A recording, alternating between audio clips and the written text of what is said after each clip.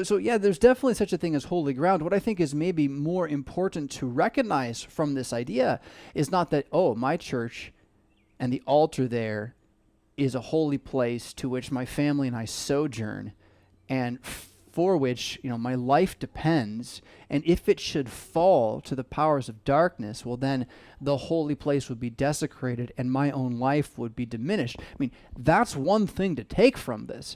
But the other thing to take from this is that if there are holy places, then there are, in fact, truly profane and evil places. Places that have been desecrated in some way by activities which remain present in some way, often connected to things like the unseen, right? Hauntings would be one way people talk about this in the modern era. What's a haunting? Well, it's a blood-soaked place somehow. It is twisted by sorcery somehow and the powers of the enemy, the evil one, which are able to deceive us with signs and wonders.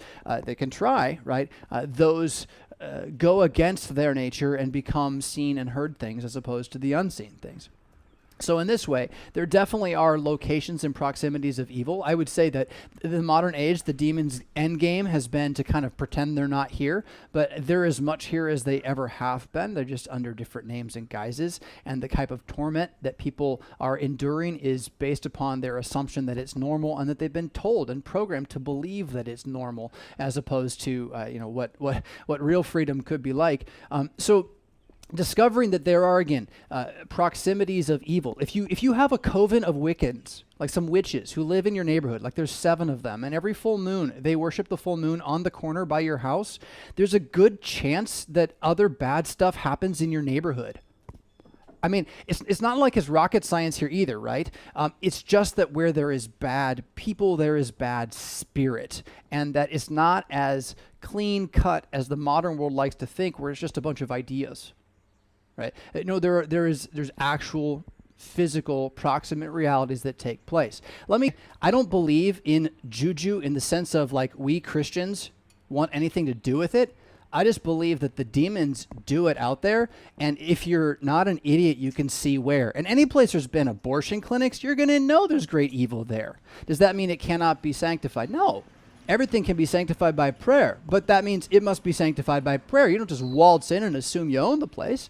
Right? The Word of God, the Scriptures, are indeed the power by which holiness exists among us at all, right? So, if you are concerned about holy ground, the reason why your church is holy ground is because of the sanctity that comes by the presence of God in His Son, Jesus Christ, for our salvation, which, the sacrament, of course, is the highest feast of all of these things, but then it enters you, so that when you go out, you're that presence. And that presence, while good for you, just like that, in fact impacts the world as soon as you open your mouth and start saying the same things Jesus said. Right? And so in that way, wherever you stand is holy ground, and your feet, clothed with the readiness of the gospel of peace, make wherever you tread a place of grace. It is exactly what you're asking about, but it's sort of the other way around. Yes, it's true that when we enter the sanctuary, we enter into a place that is more holy than we are in order to be made holy, but we do so in faith that we are already fully made holy by virtue of our permanent elective unity with Jesus, and that this is a subjective experiential reality of maturing and strengthening, fellowship, communing, right? Unifying, that we are doing as sinners under grace for the edification of all the heavens and ourselves together. And so we go into that place, but we go into that place to get a holiness we take with us. And from there, again, fed by the way bread, kept together in the ship, we then go out, kind of like we've got life preservers tied onto us, but everywhere we go, we bring light into the midst of darkness. We make that space holy. Jesus leaving behind the New Testament scriptures means that holy ground, again, is anywhere those words are spoken by one, but even better, 2 or 3 of those who are his witnesses, right? Those who believe what those scriptures have said. And every time you say them aloud again, you are that witness in the present.